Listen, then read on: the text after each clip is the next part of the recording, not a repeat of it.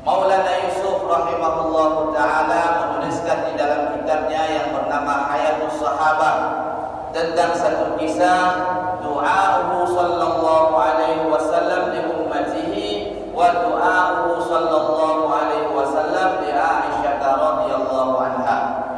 Doanya Rasulullah sallallahu alaihi wasallam kepada umatnya dan doanya Rasulullah sallallahu alaihi wasallam kepada Sayyidah Aisyah radhiyallahu anha. Akhraja Bazzar. Kisah ini diriwayatkan oleh Imam Bazzar. An Aisyah radhiyallahu anha, yang mana kisah ini bersumber dari Ummahatul Mukminin, yaitu Aisyah radhiyallahu anha.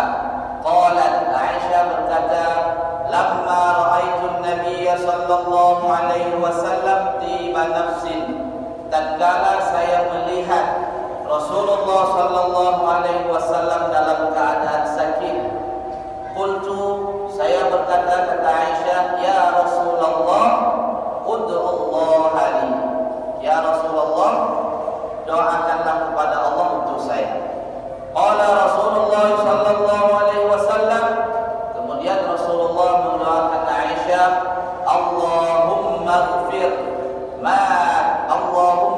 li Aisyah ma taqaddama min dhanbiha wa ma ta'akhkhar. Ya Allah, ampunkanlah kesalahan Aisyah, baik yang dia buat yang terdahulu maupun yang akan datang. Wa ma asarra wa ma a'lanat, baik yang dilakukan oleh Aisyah secara sembunyi-sembunyi maupun yang dilakukan secara terang-terangan. Mendengar doa Rasulullah yang seperti itu, fadhahikat Aisyah, maka Aisyah tersenyum senang, sangat-sangat senang, hatta saqata ra'suha fi hijriha, sehingga saking senangnya kepala beliau diangkut-angkutkan kena pahanya sendiri. Biasanya yang tengah senang kan lagi ya, tidak kecil angkut boleh, tapi kena paha. Kemudian Rasulullah bertanya kepada Aisyah, ya Aisyah, ayasurruki bi du'ai, wahai Aisyah, apakah engkau senang aku doakan seperti itu? Qalat, maka Aisyah berkata, wa ma li la yasurruni du'a'uk ya Rasulullah, ya Rasulullah, siapa saya sehingga saya tidak senang engkau doakan seperti itu? Qala Rasulullah sallallahu alaihi wasallam, Nabi bersabda, wallahi, demi Allah ya Aisyah, innaha li da'wati li ummati fi kulli salat, sesungguhnya saya senantiasa mendoakan umat saya setiap selesai daripada salat. Dari kisah singkat yang kita kisahkan menggambarkan bahwasanya betapa cintanya Rasulullah sallallahu alaihi wasallam kepada umatnya. Bukti cinta Rasulullah sallallahu alaihi wasallam kepada umatnya, maka kita senantiasa ada di dalam doanya Rasulullah sallallahu alaihi wasallam. Nabi sallallahu alaihi wasallam bersabda, "Man nahabba syai'an kathara dzikruhu." Barang siapa mencintai suatu perkara, maka dia akan senang menyebut-nyebut perkara tersebut. Jadi Rasulullah, bukti cinta Rasulullah kepada kita, salah satunya Rasulullah sallallahu alaihi wasallam senantiasa mendoakan kita. Imam Ahmad bin Hanbal, beliau mengatakan, saya sangat mencintai guru saya. Siapa gurunya Imam Ahmad bin Hanbal? Yaitu Imam Syafi'i.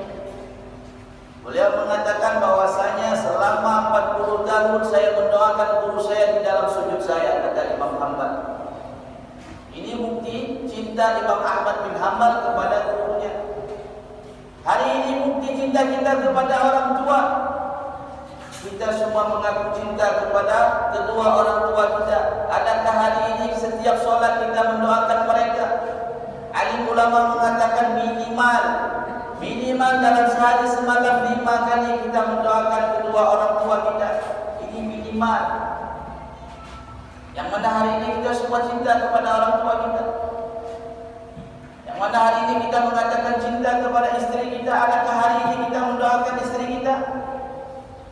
Jangan-jangan hari ini kita doa istri kita, sebelum dapat rajin kita berdoa supaya kita dapat hidup dengan dia. Tatkala sudah dapat, hantam kita doa. tim yang belajar dia. Makanya istri kita tak jadi orang yang solehah, jarang kita doakan. Hari ini kita cinta kepada anak kita. Kita ingin mereka menjadi alim alimah, hafid hafizah, da'i da'iyah, mujahid mujahidah. Akan tetapi kita tidak pernah mendoakan mereka. Nah, tunggu doa audit ujian supaya lulus. Makanya anak kita jadi ahli dunia semua rata-rata hari ini. Jarang di antara kita hari ini lahir daripada rahim istri kita anak yang hafid hafizah. Kenapa? Karena kita jarang mendoakan mereka. Nak jemput ibu, ya kasih anak guru mengaji kayak melepaskan anak itu saja supaya orang tuanya santai di rumah. Orang lagi menjaga. Ada satu kisah bahwasanya seorang ulama ditanya oleh murid beliau, wahai Syekh, mengapa engkau memiliki istri dia menjadi solehah, engkau mempunyai anak engkau hafid hafizah, alim alimah, da'i da'iyah, mujahid mujahidah, dan engkau memiliki teman-teman engkau semuanya soleh. Maka Syekh tersebut menjawab dengan singkat, wahai muridku, wahai sahabatku, bahwasanya setiap aku melihat mereka maka aku akan mendoakan mereka. Makanya hasilnya luar biasa. Orang dahulu mendoakan anaknya apa supaya anaknya jadi alim ataupun jadi hafid, maka setiap dia lihat dia doakan, ya Allah, mudah-mudahan anak saya menjadi penghafal Al-Quran. Jadi doa orang tuanya, masya Allah, mati kamunya rahasia. Doa ayah kepada anak bagaikan doa Nabi kepada umat, makbul. Hari ini kita mau anak kita jadi hafid, jadi orang alim, dan kita pernah keluar daripada lisan kita untuk mendoakan mereka. Makanya kalau kita ingin memiliki keturunan, orang-orang di sekitar kita ini orang yang soleh, maka doakan mereka. Setiap kita lihat mereka, doakan mereka. Belum terlambat. Ini bukti cinta kita kepada orang yang kita cintai. Yang menjadi pertanyaan sekarang buat kita, bagaimana caranya membuktikan cinta kita kepada Nabi Sallallahu Alaihi Wasallam? Apakah kita juga mendoakan Nabi? Tidak. Nabi, ada ahli ulama mengatakan, "Laukana hubbuka shadiqan," kalaulah cinta kamu ini betul kepada Rasulullah Sallallahu Alaihi Wasallam, la aqatuhu, sungguh kalian akan mentaati apa yang dikatakan oleh Rasulullah. Innal muhibba liman yuhibbu muti'. Sesungguhnya orang yang mencintai akan senantiasa meniru-niru orang yang dicintainya. Ini bukti cinta kita kepada Rasulullah, bukan didoakan tapi kita tiru apa yang dibuat oleh Rasulullah, kita tiru dalam kehidupan kita sehari-hari, bukan kita abaikan.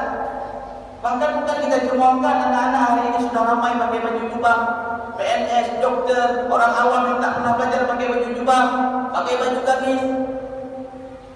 Bukan beta hinawanya, beta pun bukan belajar pakai bajunya sok ke arah-arah, bukan. Ini pakaian Nabi kita. Ini bukti cinta kita untuk senantiasa meniru Rasulullah Sallallahu Alaihi Wasallam, dengan harapan Allah menanamkan di hati kita kecintaan kepada Rasulullah. Minimal, kata alim ulama, minimal bukti cinta kita kepada Rasulullah paling minimal ini harus digarisbawahi, ikuti amalan harian Rasulullah. Ada 7 amalan Rasulullah, setiap harinya Rasulullah tak pernah tinggalkan amalan tersebut. Ini kalau kita mau cinta Rasulullah, ikuti. Yang pertama, solat berjamaah. Sunnah berjamaah ini sunnah Rasulullah. Rasulullah tak pernah melakukan solat berjamaah, tak pernah meninggalkan solat berjamaah. Meskipun beliau dalam keadaan sakit, dikala mau mendekati sakaratul maut, berwudu pingsan, masih juga Rasulullah solat berjamaah. Allah Subhanahu wa taala tidak pernah berjanji kepada orang yang rajin belajar kemudian akan mendapatkan kesuksesan. Allah tak pernah berjanji. Akan tetapi Allah Subhanahu wa taala berjanji orang yang menjaga salatnya maka dia akan diberikan kesuksesan oleh Allah Subhanahu wa taala. Jaga salat ini penting. Minimal kita jaga salat di awal waktu. Caranya yaitu berjamaah dan tempatnya yaitu di masjid. Ini minimal. Ini yang pertama. Kalau mau mencintai Nabi Sallallahu Alaihi Wasallam, buktikan dengan kita senantiasa salat berjamaah. Jangan banyak kias-kias, jangan banyak imamnya tak fasih, imamnya masih muda, tak pernah salat pesantren, tak hafal Quran, kayak mengaji. Datang datang terus. Masjid di Aceh banyak. Jangan kita bersempit. Jangan solat satu masjid. Banyak masjid solat. Oh, ada pahil. Ya, tempat lain. Oh, tak puas semuanya. Ini kita macam iblis. Ana khairum minhu. Saya lebih bagus daripada yang lain. Ambulah dan yang lain zabul hadis ni. Ikut. Ini yang pertama. Sunnah harian Rasulullah. Yang kedua, bukti cinta kita maka ikuti Nabi SAW senantiasa buat solat duha. Solat duha satu perkara yang sangat penting. Orang yang istiqamah buat solat duha, maka kelak di hari kiamat dia akan memasuki surga melalui pintu duha. Dan orang yang solat duha, maka rezekinya akan dimudahkan oleh Allah Subhanahu wa taala. Bahkan apabila dia setelah solat duha kemudian dia berdoa kepada Allah, maka apabila dia berdoa kemudian dia berusaha mencari rezeki, tatkala dia mendapatkan rezeki, maka Allah Subhanahu wa taala akan hilangkan sifat keakuan pada orang tersebut. Mengapa demikian? Karena di dalam salat duha kita diajarkan doa, in kana rizquna fis sama' fa'anzilhu. Ya Allah, kalaulah rezeki saya masih di langit, fa'anzilhu. Wa in kana fil ardh fa'akhrijhu. Kalaulah rezeki saya masih di bumi, fa'akhrijhu, keluarkan ya Allah. Wa in kana ba'idan faqarribhu. Kalaulah rezeki saya ba'id, jauh ya Allah, faqarribhu, dekatkan ya Allah. Wa in kana musiran fayassirhu. Kalau rezeki saya sulit ya Allah, fayassirhu, mudahkan ya Allah. Wa in kana haraman fatahhirhu. Kalaulah rezeki saya dalam keadaan haram ya Allah, fatahhirhu, bersihkan ya Allah. Makanya tatkala kita setelah doa tersebut kemudian mencari rezeki, apabila diberikan rezeki oleh Allah, maka kita akan yakin bahwasanya yang beri rezeki Allah, bukan kantor kita, bukan sawah ladang kita, bukan perdagangan kita. Akan tetapi kalau kita tak buat salat duha, kemudian tak berdoa kepada Allah, langsung cari rezeki keluar rumah, maka apabila kita dapat rezeki, kemudian memandang orang lain yang tidak dapat rezeki, orang kita pegangnya, oh, item kerja. Dia yakin bahwasanya sebab-sebab yang dia lakukan akan mendatangkan rezeki, padahal tidak ada. Tidak ada hubungan rezeki dengan kerja kita dalam ilmu tauhid. Rezeki ini hubungannya dengan takwa kita kepada Allah Subhanahu wa taala. Ini sunnah Nabi yang kedua. Sunnah Nabi yang ketiga yang senantiasa dibuat oleh Nabi, yang harus kita tiru-tiru hari ini apa? Salat tahajud. Yang pertama berjamaah, yang kedua salat duha, yang ketiga salat tahajud. Salat tahajud ini merupakan suatu amalan yang sangat penting. Salat yang paling bagus setelah salat fardu yaitu salat tahajud. Dan tahajud ini merupakan penerang kita di dalam kubur nanti. Orang yang senantiasa salat tahajud, maka ketika dia meninggal kuburnya akan diterangi oleh Allah Subhanahu wa taala. Ini salah satu daripada fadilah tahajud. Hari ini kita kalau enggak ada lampu saja malam dipegang lewat PLN. Nanti malam mati lampu. Yang ayo kasih siap menyewa. Supaya apa? Supaya di malam hari nanti kita tidak kegelapan. Ini perkara dunia, padahal kalau gelap di dalam rumah maka kita dubit, nabulis, nabitang, masih terang. Ini di dalam kubur. Hari ini di dalam kubur kita tahu gelap, penerangnya adalah salat tahajud. Coba lihat malam-malam kita, bagaimana kita lalui malam-malam kita, apakah habis untuk tahajud ataupun dihabiskan untuk tidur dan lain sebagainya. Dan juga tahajud ini merupakan ciri orang soleh. Masih ciri, belum lagi orang soleh. Jadi kalau kita tak tahajud kemudian mengatakan diri kita soleh, maaf, belum peringkatnya. Nah ini yang ketiga sunnah Rasulullah. Jamaah salat duha, kemudian tahajud ini hukumnya wajib bagi Rasulullah dan sunnah bagi umatnya. Makanya kita jangan protes. Kalau Rasulullah boleh nikah lebih daripada 4, sedangkan kita dibatasi sampai 4. Rasulullah tahajud wajib, duha wajib, berjamaah wajib, itu kekhususan bagi Rasulullah. Makanya Allah berikan keistimewaan. Sedangkan kepada kita ini di dalam ilmu ushul fiqh diceritakan untuk kita sunnah, punya tidak wajib. Yang selanjutnya sunnah Rasulullah yang harus kita tiru-tiru. Rasulullah senantiasa berwudu dalam keadaan suci. Artinya, kalau kita cinta Rasulullah, jika ikut Rasulullah senantiasa dalam keadaan suci, berwudu. Orang yang berwudu, maka lisannya dijaga oleh Allah Subhanahu wa taala, tidak berbicara kotor. Orang yang berwudu tatkala dia beramal, maka amalannya dilipat gandakan oleh Allah Subhanahu wa taala.